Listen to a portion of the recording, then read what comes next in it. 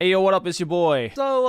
Today's piece of news that I just happened to see over on Twitter, just randomly, I was scrolling through and I just happened to see this piece of news. I thought it had come out from The Onion or something, just based on the headline, but no, I went on, followed the link over to Anime News Network, and saw that it was real. This is a real piece of news, ladies and gentlemen. Hololive performer makes weekly Playboy's list of next-gen beautiful women.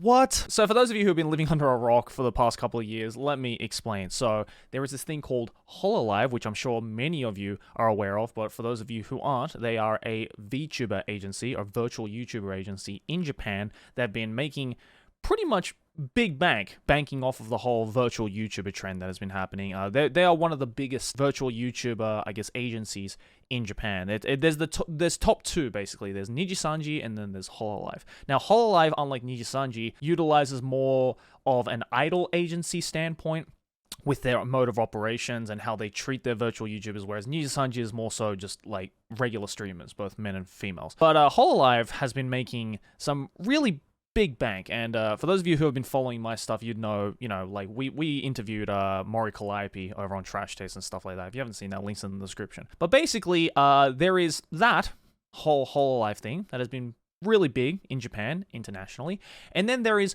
Weekly Playboy. Now, in Japan, the Playboy magazine is somewhat similar to the Playboy magazines you guys might know over in the West, in America, and like a lot of English-speaking countries, but Japan has their own version of Playboy magazine. It is a weekly magazine that shows off beautiful women, lots of inspiring women through interviews, through photo shoots, the whole shebang when it comes to Playboy. And it seems that out of this list of the weekly, I guess, top 10 or top 50 next-gen beautiful women that Japanese Weekly Playboy magazine has picked through a large catalog of all sorts of online influencers, actors, models, all that kind of stuff, they have put a Hololive virtual YouTuber, more specifically Momosuzunene, who is the girl you can see right here. She's of 5th generation Hololive talent, which is, as of right now, the most newest batch of Hololive talent. She somehow made it onto fucking Playboy magazine. I mean, like, I'm sorry that I'm laughing. First of all, I watch a lot of virtual YouTubers, right? So I completely get the whole appeal of it all. I understand that a lot of people don't find any appeal in virtual YouTubers, especially on the Japanese side, especially Hololive. That's completely fine. I don't watch as much Hololive as I used to anymore. I'm definitely more of a Nijisanji fan recently, but I do know quite a bit of my Hololive VTubing world and stuff like that. And I have watched a lot of Momosuzunene in the past. I think the entirety of the 5th generation. In fact, most, if not all, of the Hololive girls, I feel have their own perks and have their own like charm points that get a lot of people interested in that side of things. And more notably, I think Momosuzunene in general has just had like a very, very like dedicated fan base.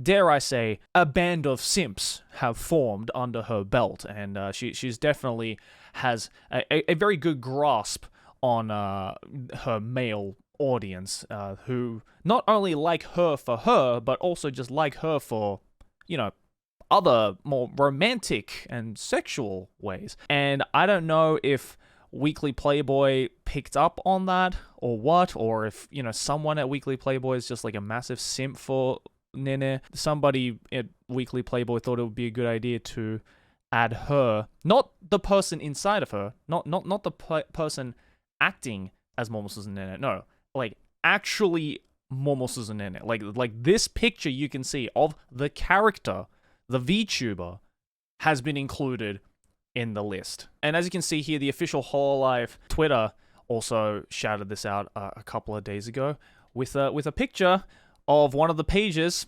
and yeah, there you go. There she is, right fucking there. Now, this list right here, as you can see, it's split up into different categories. So, say for instance, from numbers 40 to 50 are all influencers. So these are all online influencers. Number 51 to 56 right here are all voice actresses. So they've split up into different categories. But, I'm not going to say one of these things is not like the other, but, when you see something like this, when you see a page like this, you can't help but think, great Photoshop, dude. It is just so hilarious. It's like, this is a real page in a real magazine. It is truly terrifying that this has become a reality. That just goes to show you how fucking massive of an impact these virtual YouTubers have become, especially in Japan, to the point where, I'm just gonna say it, a fictional character, a drawing, an artwork, an anime waifu has made it into fucking Playboy magazine unironically. I think that's what blows me away the most. It's the fact that this isn't even ironic. Like, we are still 6 months away from the 1st of April. Like, this is no joke. This is a real page from a real magazine that someone at Playboy magazine dead ass thought would be a natural selection for a list like this. Like, of course, you know, ask all of the simps that naturally Momo Suzunene is going to be put in. And there definitely was a lot of news about it over on the Japanese side of things as well. A lot of news articles picked up on this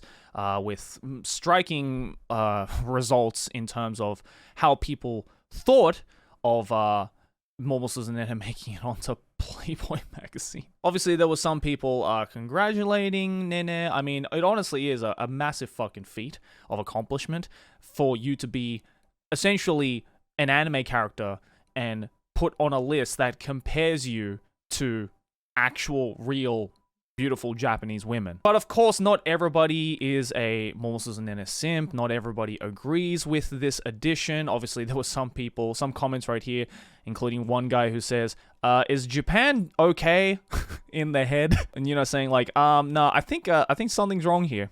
I think something's wrong. Like, how did this happen? I can definitely see both sides of the argument in that case. I mean, look, again, I'm not gonna come out and say I'm a Nene simp or whatever. I think she's an entertaining streamer. I don't watch all of her streams, but some of the highlights that I've seen from her streams have been quite fun. She is quite engaging. I can definitely see why she is a personality and a character design that can very much be popular amongst her demographic that she is appealing to, the Hololive simps, if you'll call it that. But honestly, this is just fucking weird. I'm not gonna come out here and say that I know all of the women here on this page, because I don't. I'm not even gonna pretend to know any of these fucking influencers in Japan, because there are just so many goddamn influencers in Japan. I mean, obviously, it says here a lot of them were taken from YouTube and Instagram. I mean, I barely follow anyone on Instagram, and I don't watch people like this on YouTube, right? So naturally, the only one I know on this list is Momo Suzunene. But at the same time, it's like, have we really gotten to that stage where we can't distinguish the difference between reality and fiction? Like, it really is starting to turn into some, like, post-apocalyptic shit. Like, this is some I Am Robot shit, dude, where, like, we are really just blurring the lines between what is considered a real woman or a real standard of beauty. I mean, for fuck's sake, I think the biggest problem that's going to come out from something like this is, as I just mentioned, the standard of beauty in Japan. I mean, the Asian standards of beauty, especially in Japan, are already so insanely high. And, you know, that's, I would say, is one of the very big reasons as to why there are a lot of single, you know, not looking for a relationship type of women and men in Japan, because a lot of them, unfortunately, have this just insanely high standard in terms of looks, in terms of personality, in terms of the type of partner that they're looking for, that can't have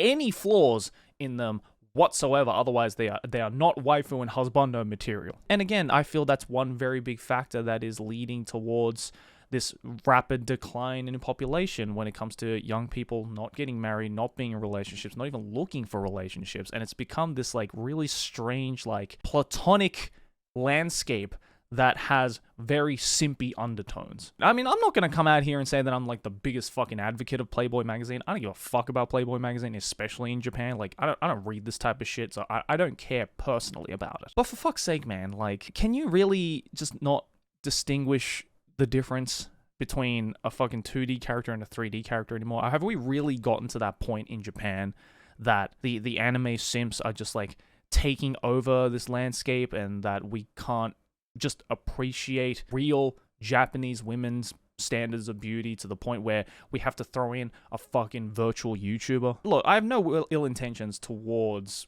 Cover Corp and Hololive and Momo Suzunene and all that stuff. I mean, fucking amazing accomplishment, as I said before. Amazing accomplishment. This is just fucking hilarious. I'm sure she's gonna remember this for the rest of her life. You know, it really is just kind of painting a little bit of a bleak picture when it comes to the future of how standards of beauty are going to be perceived in Japan. Because let me tell you, a printed page like this cannot exist outside of Japan. Like if you're living outside of Japan and you went to your local news agency and picked up a Playboy magazine, I mean, God forbid if you'll ever find yourself in that situation, because who the fuck buys magazines nowadays, and you opened up this page, you would think that the world was coming to an end. You'd think, oh my god, we're really gotten to the point now where people legitimately want to wife a 2D character. Like, unironically.